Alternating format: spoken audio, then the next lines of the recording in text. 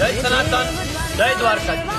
મિત્રો, હું કોઈ દિવસ કોઈનો વિરોધ કરતો નથી અને મને વિરોધમાં રસાઈ નથી, પણ આ વખતે સ્વામિનારાયણ સંપ્રદાયના અમુક ટકલાઓ દ્વારા અખિલ બ્રહ્માંડનો નાથ કાળિયો ઠાકર દ્વારકાજી સામે લાંબી આંગળી કરવામાં આવી છે. એ ટકલાઓ દ્વારા એક પુસ્તકમાં એવું લખવામાં આવ્યું છે કે દ્વારકાધીશના દર્શન કરવા હોય તો પડતા લાવો, દ્વારકામાં દ્વારકાધીશ નથી.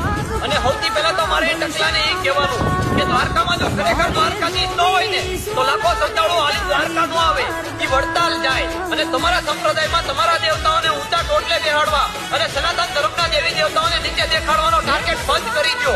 અને તમારા સંપ્રદાયને મૂળ 200 થી 250 વર્ષ થયા અને તમારો બાપ અખિલ બ્રહ્માંડનો નાથ કાળિયો ઠાકર 5000 વર્ષ પહેલા થઈ ગયો, એટલે થોડાક માપે મેળે રહ્યો. અને મારે દરેક સનાતની હિન્દુને પણ કહેવાનું કે આવા સનાતન ધર્મને ટાર્ગેટ કરે એનો વિરોધ છાતી ઠોકીને ખુલ્લે આમ કરો, કારણ કે સનાતન ધર્મમાં અખિલ બ્રહ્માંડનો નાથ કાળિયો ઠાકર એક જ છે, આ જગતનો બાપ.